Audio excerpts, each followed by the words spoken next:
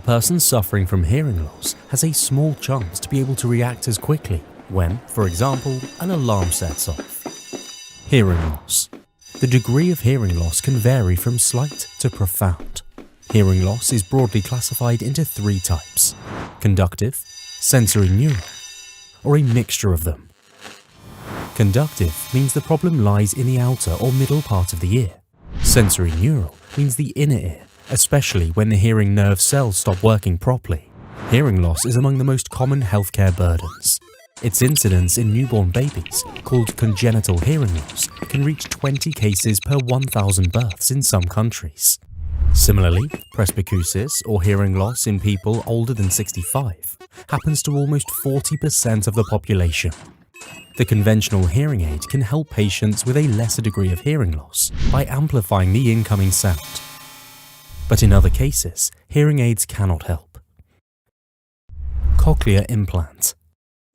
To help people with near to complete deafness, the nerves, along with the parts of the inner ear, need to be stimulated. In the past, some scientists had experimented with inserting electrical rods or wires into the ear, with patients reporting bubbling or chirping sounds. However, the main pioneer of cochlear implants is considered to be American otologist Dr. William House, who in the 1960s pioneered a single-channel device that could assist in hearing and lip reading. Later on, in the 1970s, Dr. Graham Clark from Australia improved the design and introduced a multi-channel intracochlear device that allowed patients to hear without the need for lip reading.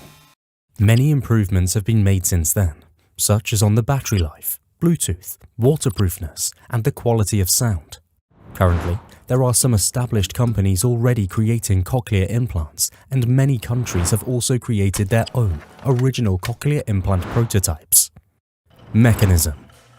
The cochlear implant consists of an outer unit that is worn by the patient and an inner unit that is surgically implanted. The outer unit, consisting of a microphone and transmitter, converts sound into a coded signal, which is transmitted through the intact skin of the scalp to the receiver of the internal unit using a radio-inductive link, just like a mobile phone signal. The receiver converts these signals into electrical output, which is transmitted to the cochlea via the electrode array.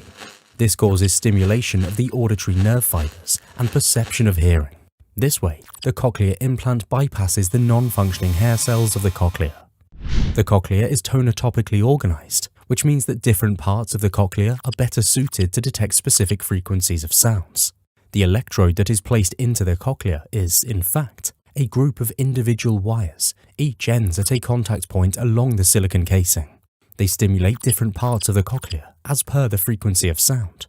Hence, the more channels a cochlear implant electrode has, the better the perception of sound and speech. In the next video, the criteria to decide whether an implant is needed by a patient will be discussed.